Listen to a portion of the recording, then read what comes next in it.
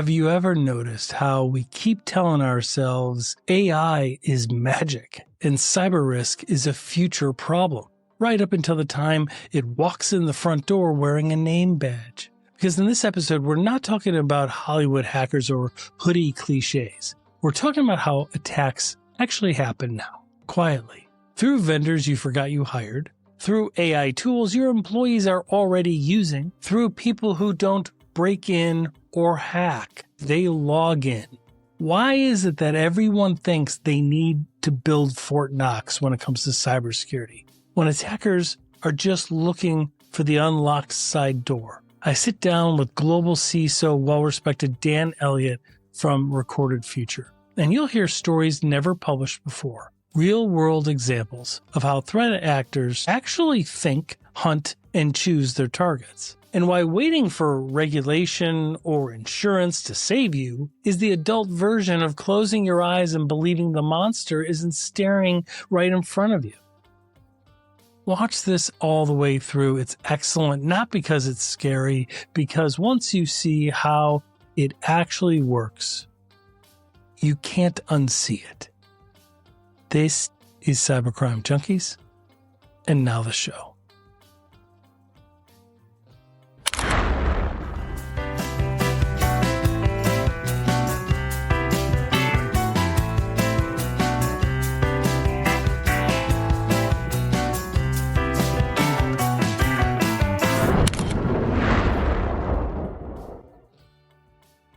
Welcome, everybody, to Cybercrime Junkies. I am your host, David Morrow. In the studio today is Dan Elliott. Dan is a field CISO, Chief Information Security Officer, focused on Asia Pacific and Japan at Recorded Future, where he helps businesses and security leaders turn real-world threat intelligence into decisions that actually reduce risk.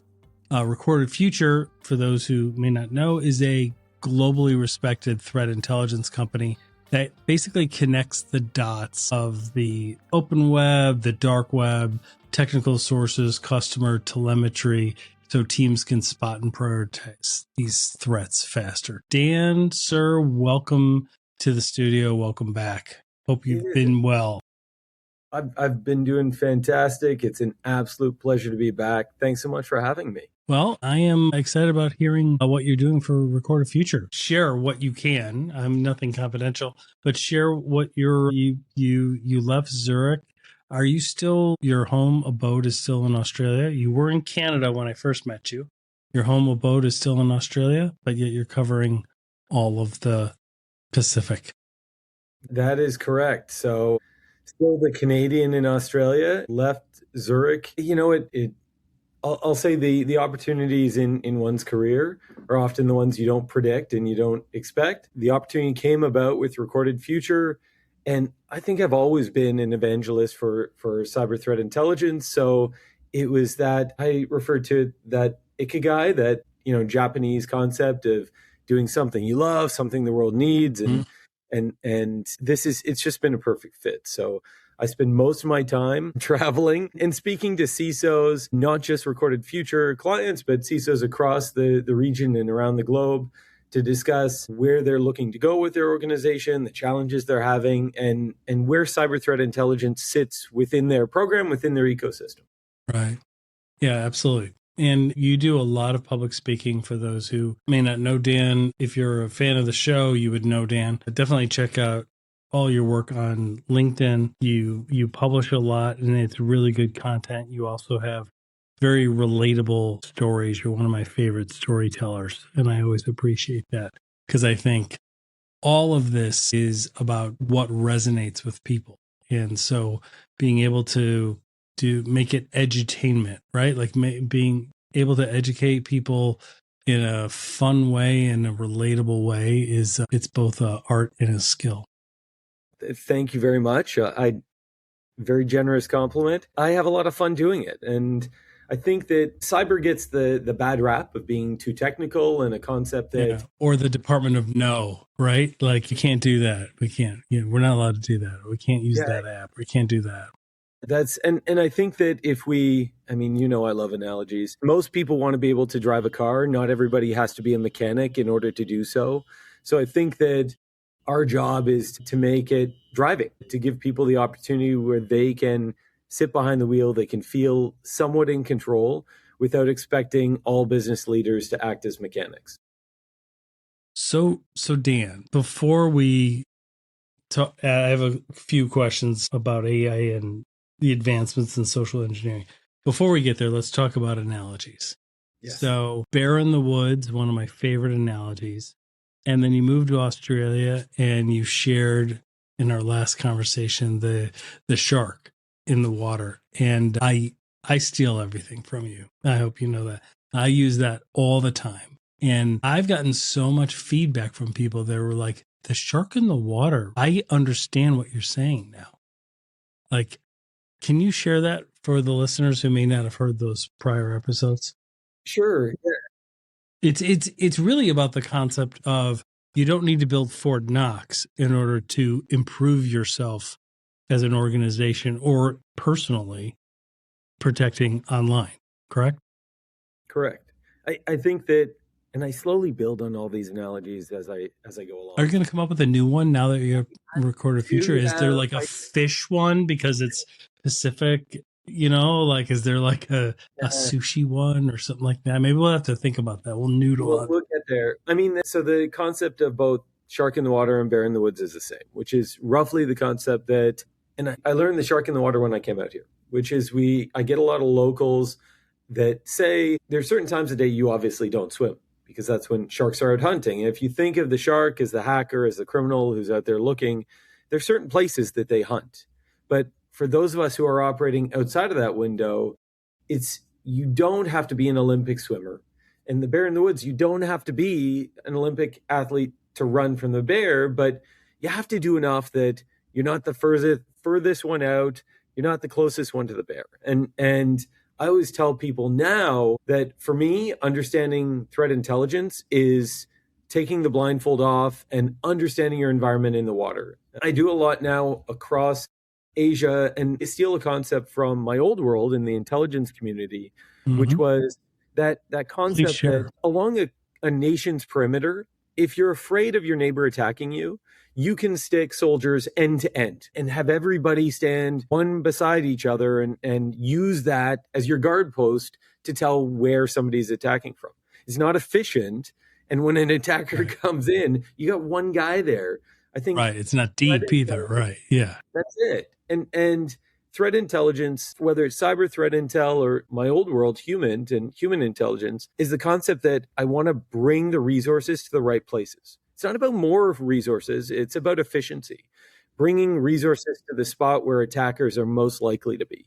And you'll never be 100% accurate, but you can be more accurate and more efficient. So intelligence brings your resources to that point on the border where you're most likely at risk. And it's the same in the water. In Australia here, they have shark sensors. So they can tell people where the sharks are most likely to be and to be hunting, so you can avoid that. And in the analogy of the armament on the border, right, you don't want to do the thin line all the way around your border. It's not efficient and it's not deep. You want to know where they're coming at the time they're coming so that you have all of your army or a vast majority of it in that location. Yep. And I think that threat intel often gets labeled as an add-on. And the problem with that concept is it's, okay, I still have to have a soldier everywhere, but then I'll get extra soldiers in the spots where threat intel tells me to be. Whereas if you start from the intelligence space, then you're building an efficient army that has depth at scale in the right places. It's the same way governments do it. You know, I've seen governments go through deficit reductions in multiple decades.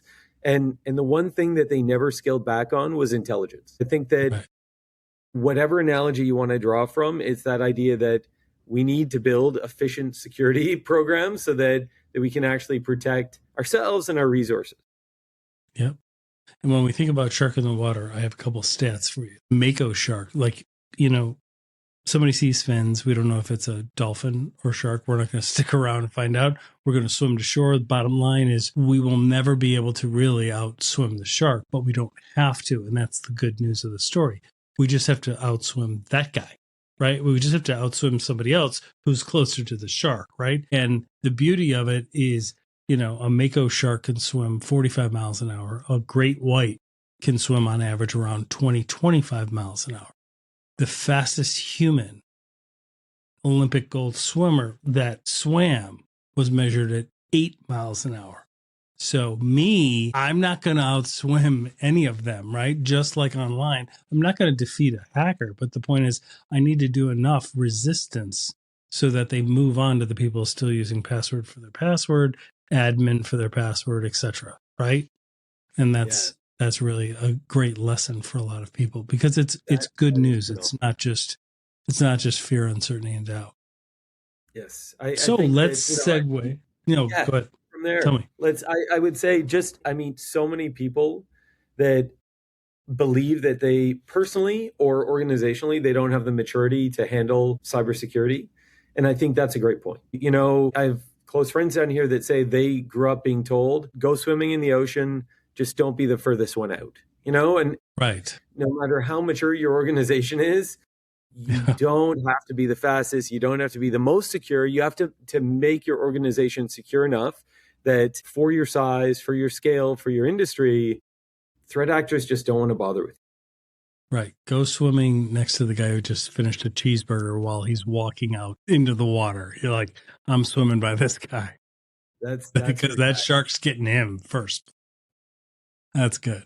So let's talk about AI, and not the AI that everyone's talking about, because AI is ridiculous now, the conversation of it. I almost don't like bringing it up, because I was at a convention a couple months back and there was a fork. There's a product, there was a booth.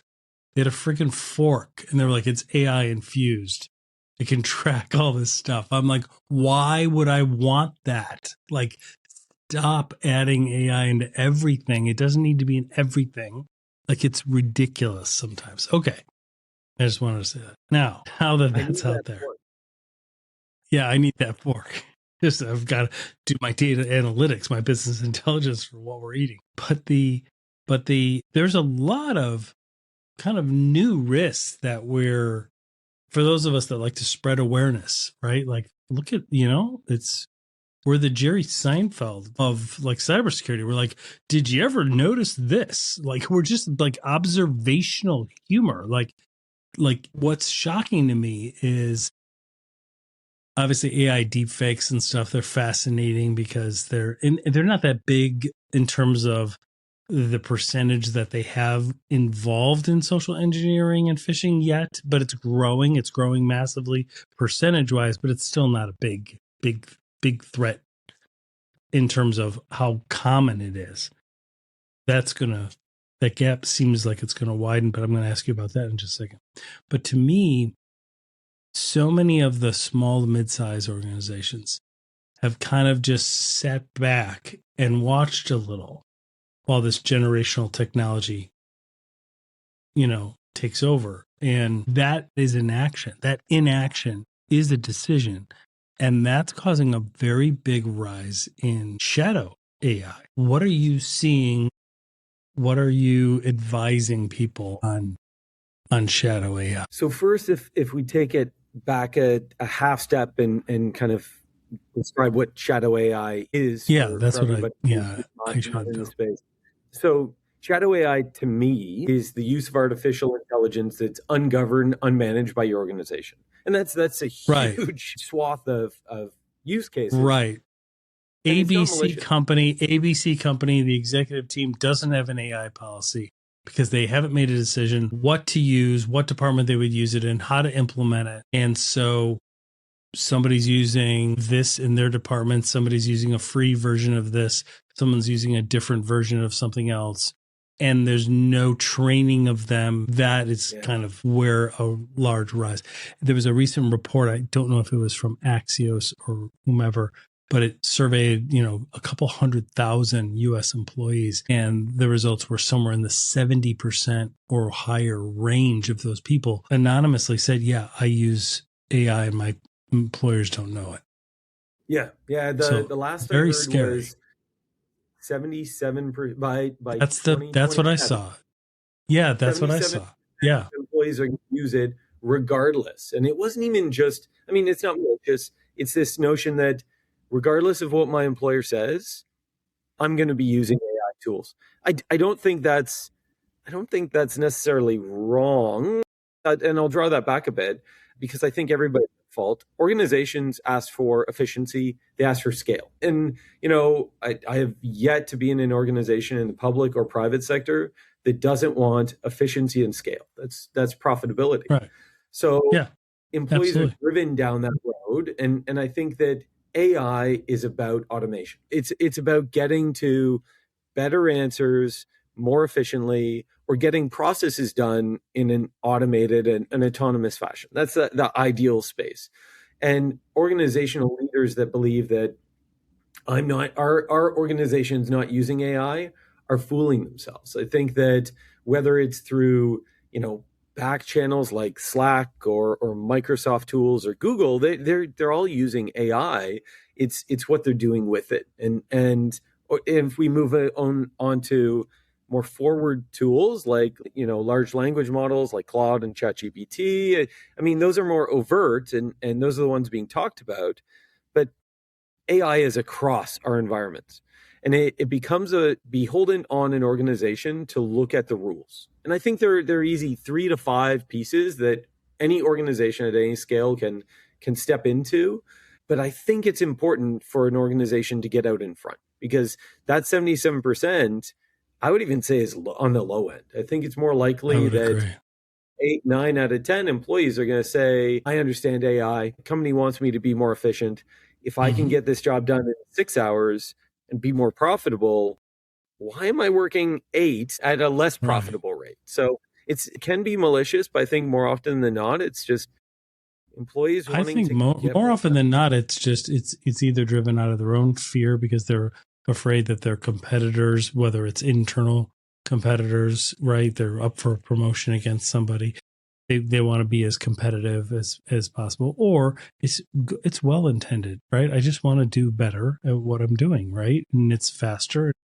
The results overall are outstanding, right? I use it every day. Yeah, like it's phenomenal. It's great. It's wonderful. But there's a risk, right? Because I'm still surprised how many I meet with when we're doing these awareness trainings that are like, we don't have an AI policy. We didn't even, and one environment was a healthcare environment. And here in the US, we have HIPAA regulations. And they had nurses that were working at 3:00 in the morning, uploading medical records, getting the summaries done because they don't have time. And they just had to do it. Nobody had showed them you have to select a HIPAA compliant platform to use so that it's sandboxed, and you have to anonymize your data because there's still like the minimum necessity rule and other rules within that. But the point is I know that's a specific example, but that's a good sample of part of the reason of not having a policy and not articulating, communicating with employees is now you have people that are trying to do their best with good intent, but you're not training, you're not providing prompt training, you're not providing guardrails on how they can use this beast of a machine safely, right? Yeah. Yeah, I think that in that example, you hit probably 3 of my 5 rules of the 5 when we talked about it. And what are they? Like, give me your 5 guidelines. Like, let's walk through those. Stay with us. We'll be right back. Most business leaders have a fatal flaw which results in their growth being interrupted or stopped terminally. They ignore the mountain they're about to crash into, distracted by the focus on revenue growth. Until it's too late. Don't become another fatal business statistic. Keep your cybersecurity modern so you can grow without interruption. Stay competitive. Get NetGain. Stay focused on your growth and funding. While NetGain keeps your technology always available with expert-level cybersecurity services to stop breaches in their tracks, all at a fraction of the cost of managing it yourself. Don't wait for a technology disaster to interrupt and cripple your growth. Speak with a specialist today. Contact NetGain Technologies today at 844-777-6278 or reach out online at netgainit.com. That's 844-777-6278 and netgainit.com. Grow your business uninterrupted. Contact NetGain today. So I think as an organization, you have to establish your broad guardrails, and that's your AI policies. What AI tools do we want to accept, and what do we not want to accept?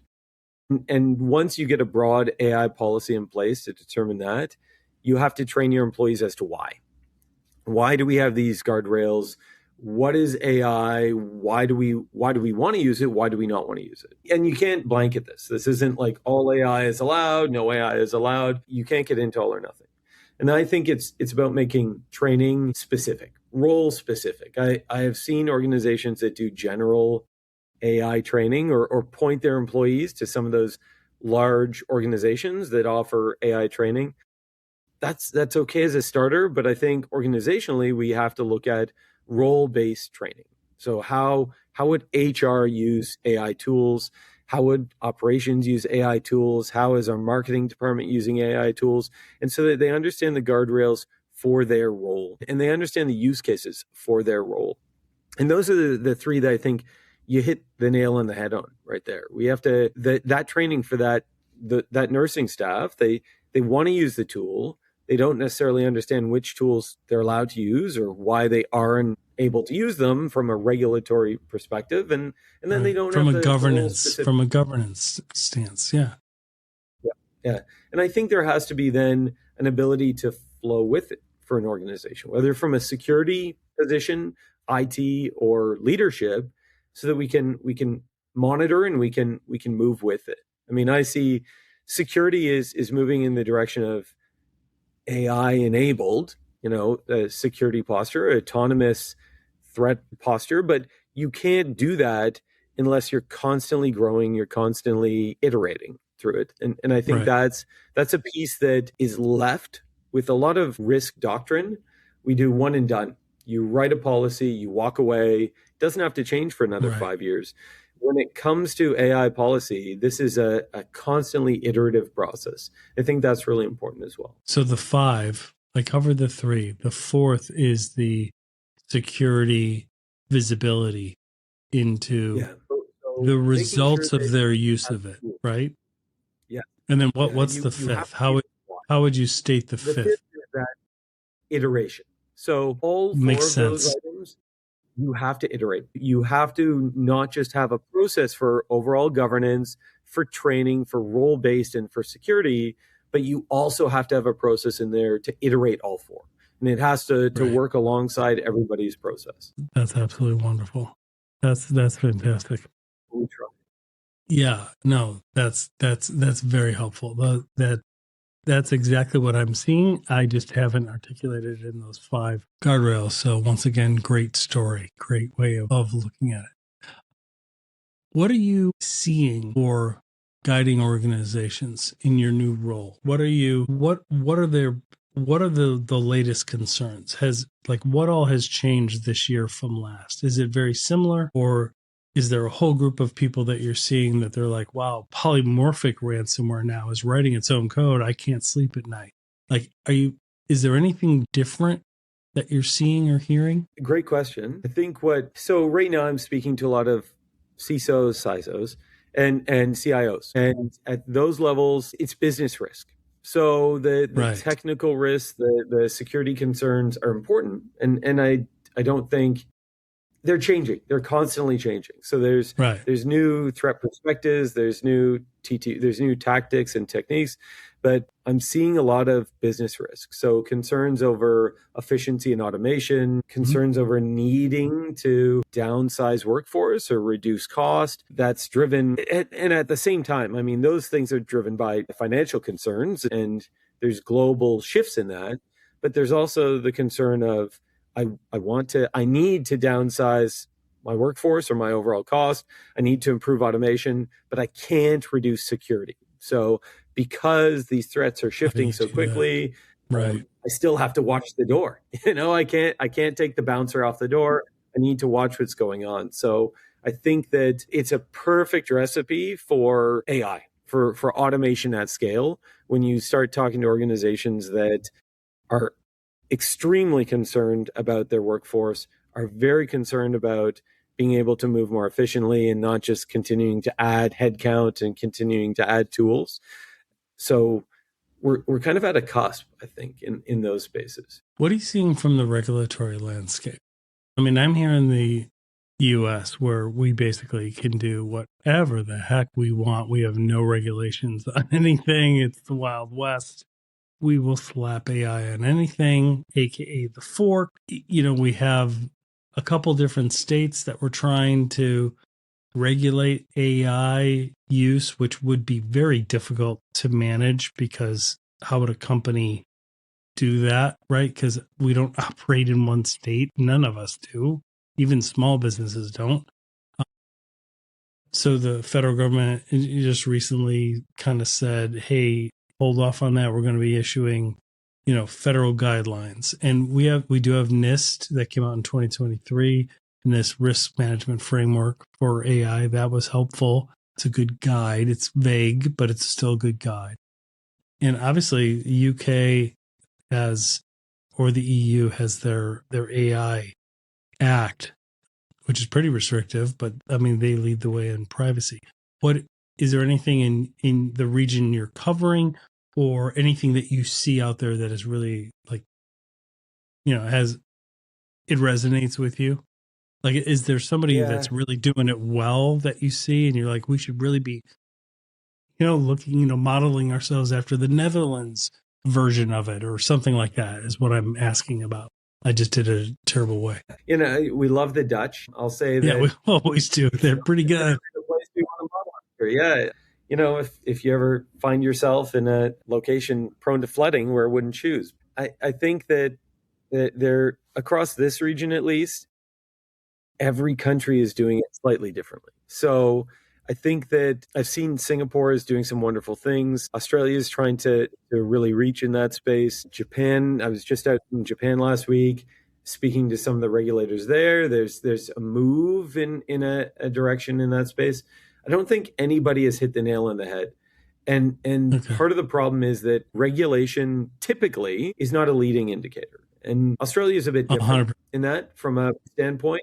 Australia has put regulation out front and industry follows to some degree. You have the US, Canada, even the EU, where regulation was a lagging indicator of where it was that bringing up the low end of that bell curve. I'll say it this way. I hope that regulation is not the line we're following because that's too late.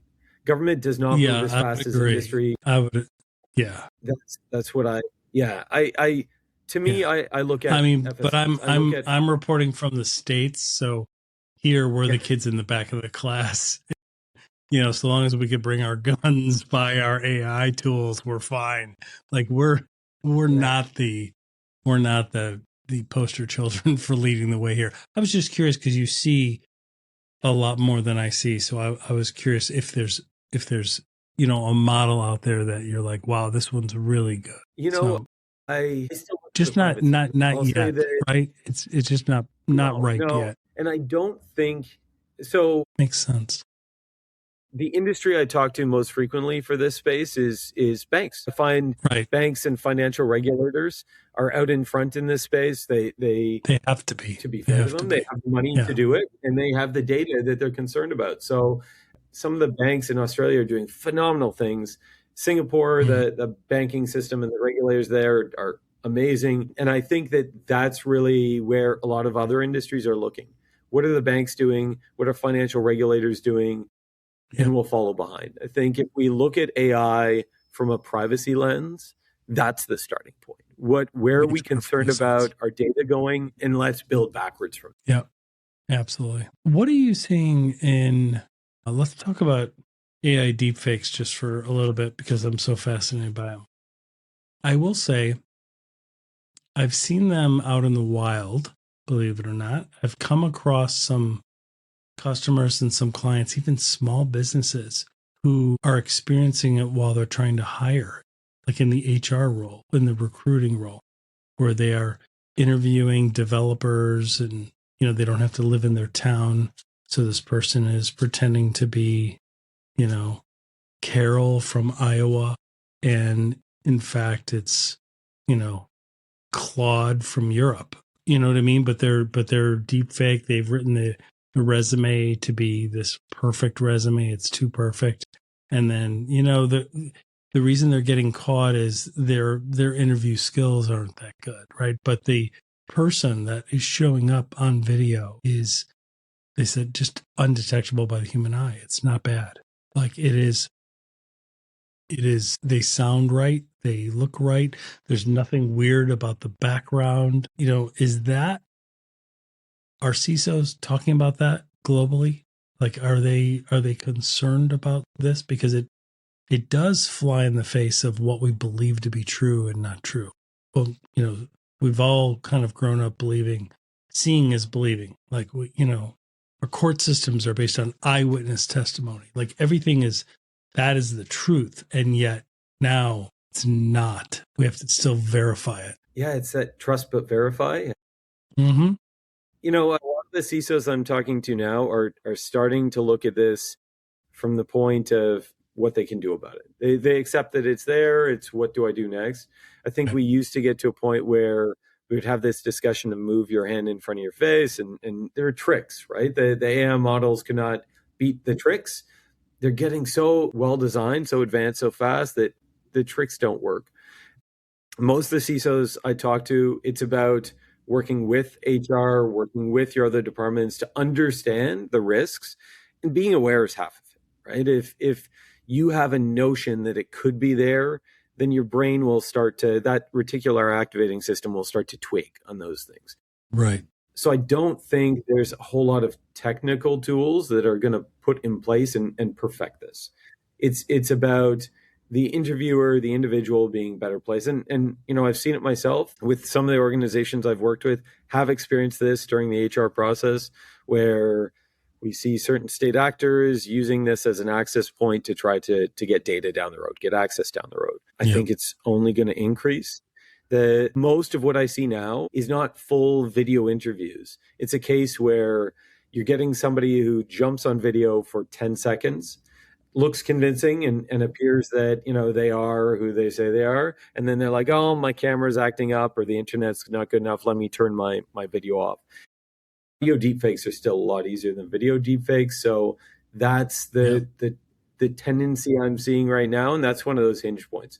Did you actually have a video interview with, Carol from Iowa, or did she suddenly go off video 3 seconds into your call?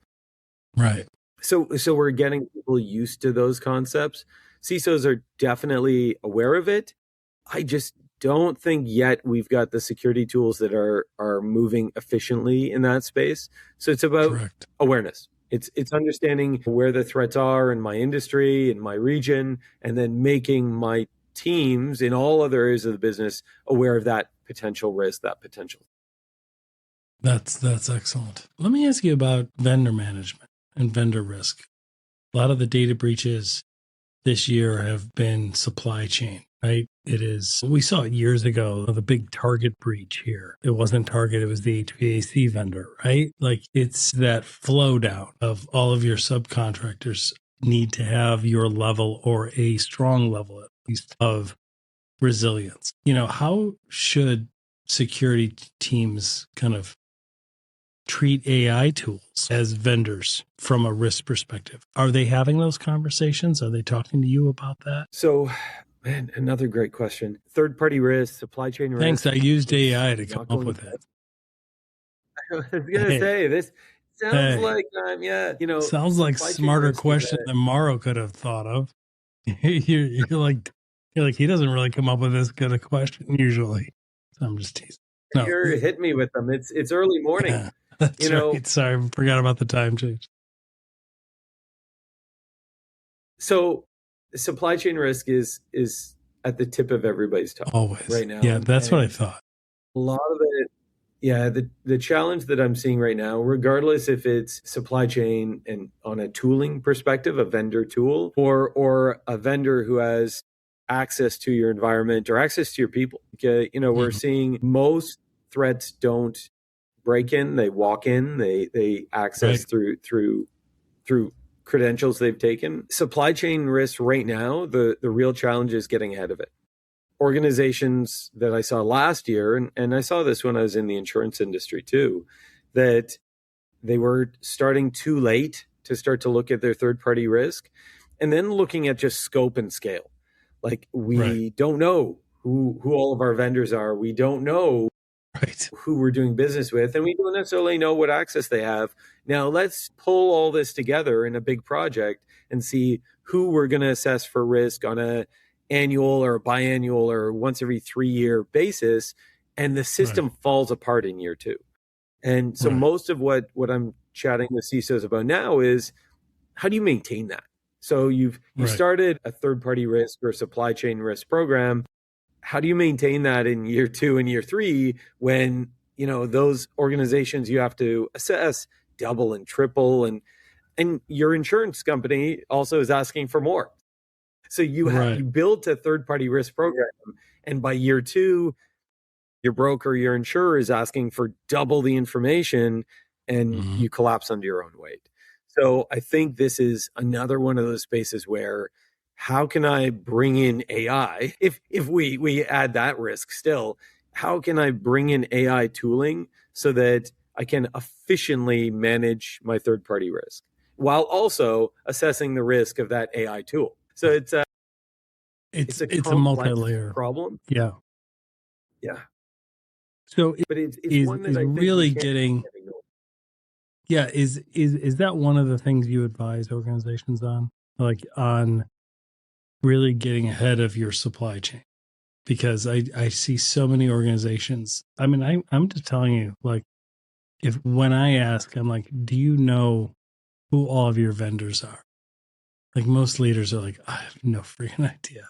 Like, I know we have 5 that do this, we have 3 or 4 that do this, everything else, let alone what access they would have or what the state of their security is, right? And that's frightening. Yeah.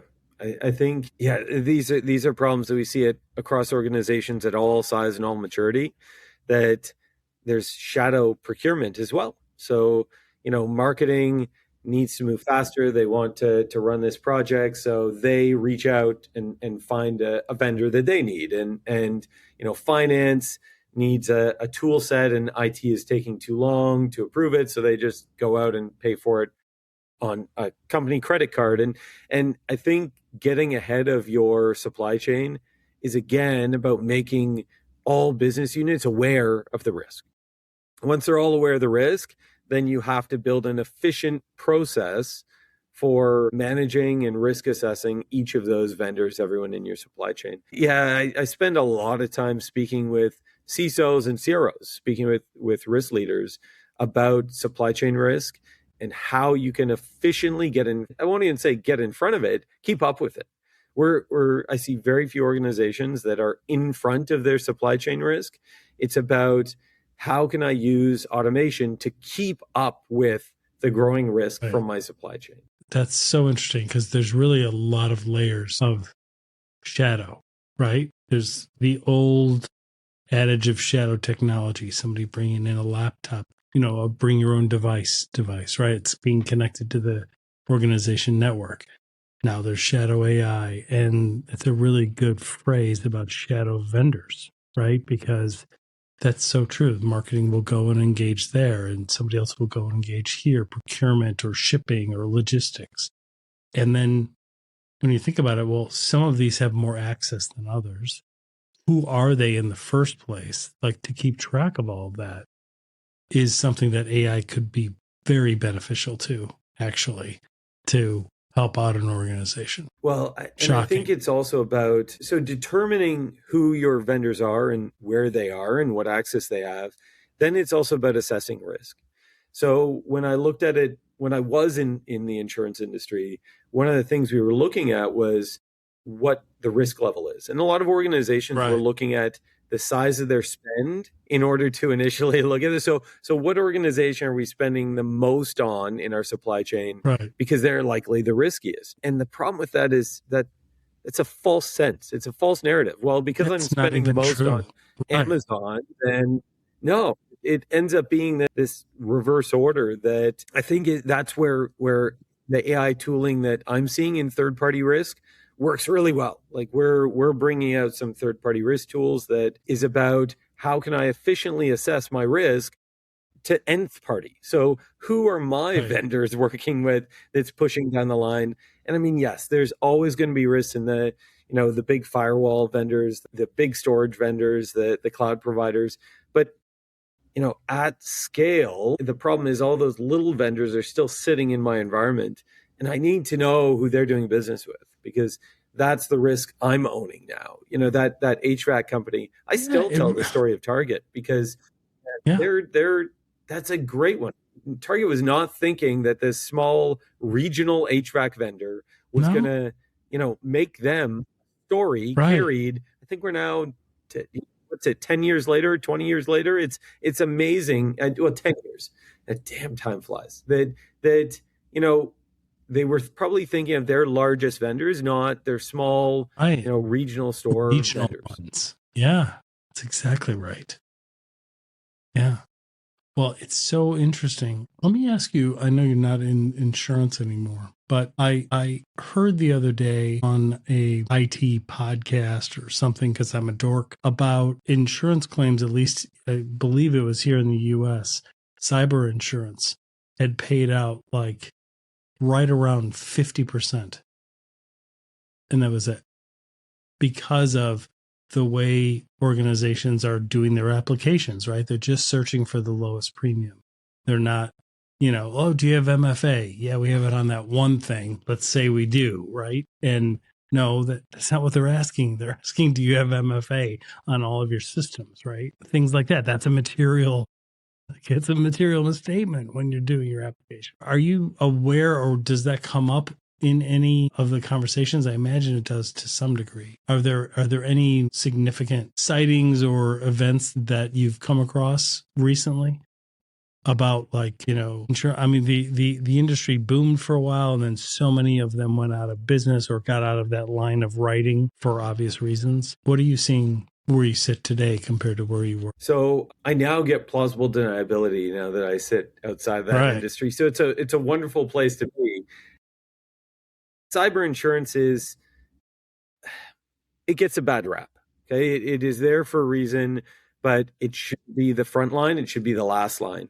And I think that most of the conversations I have with CISOs now are their touch point with cyber insurance is once a year when risk or when their insurance leaders come to them to fill out an application or sit through an interview. And so because it's such a small touch point of their overall business responsibility, there's often a lack of understanding of, what can we do? What are we doing? And I hear that insurance doesn't pay out. It's difficult. I don't think insurers have it completely figured out as to what the risks are. I don't think that the questionnaire model is an efficient way to do things, because I remember I would see the questionnaire, do you use firewalls? Do you use MFA? Like, what? Like, my favorite is still, and now I sit on this side of the fence, is, do you use cyber threat intelligence? It's like, okay, not all are the same. Like, I think that the problem is those questionnaires, 15, 20 pages long, still just scratch the surface of the risks. And insurers often just add another question when they see a breach. Let's add this question in because that's a risk, without understanding what that means. So you have insurance people speaking at this angle and CISO speaking at this angle, and neither of them understands the other. Right. So it's definitely a problem. I think that what I speak to insurers about now, and I get the joy of speaking to them externally now, is they need to manage their book of business the way that your average organization manages their supply chain risk. Like, as an insurer, how are you looking at companies you insure any differently than company ABC looks at all of their vendors and looks at all of their supply chain? And I think that's a great analogy. A shift in the model. That's a great analogy. Yeah. We don't, if ABC Corp sent out 15-page questionnaires to all of their supply chain, they would expect to get inaccurate information back. Right. And we need to get to a point where everybody's expecting more realistic answers. And I think the payouts will match that, I think is the direction we'll go. That's great. Well, as we wrap up, my friend, what is on the horizon for you other than the holidays with your family? Yeah, it is. I mean, 2026 is a big year. I think that cyber threat intelligence for me is a passion project. What I'm getting the chance to do now is really talk to leaders about CTI at core. So cyber threat intelligence at the core of their program. And that's probably the biggest shift I'm helping leaders position, that understanding that to move faster, to really point your defenses when we go back to that, soldiers at the border, how can we use threat intelligence? How can we use AI tools and autonomous tools in a way that you can position your risk program better? And that's the stuff I love. I enjoy Absolutely. looking at what threat actors are doing, but that is really my edutainment piece, right? The threat actor shifts are always unique, and it's novel, and it's fun as an And they have external cool party names. to read They about, have right? cool names. Yeah. They have cool How can names. how, We could make good yeah, characters for a carousel yeah. from. But it That's comes always down to fun. me to efficiency. How can we as an organization, and how can we with our entire supply chain work more efficiently to be more secure and scale? And that's really what I'm now getting hyped up about. It's going to be a great year coming up. That's fantastic. Well, we will watch for you, and we will have links to your contact information. I encourage everybody to follow you on LinkedIn and connect with you. You always put out really interesting, great stories and really interesting things that business leaders can really get. It's always in plain terms. Everybody can understand it. It's not overly technical at all. So I always appreciate that. Dumbing it down for people like me always helps. So I appreciate all you do, and I wish you and your family wonderful holidays, my friend.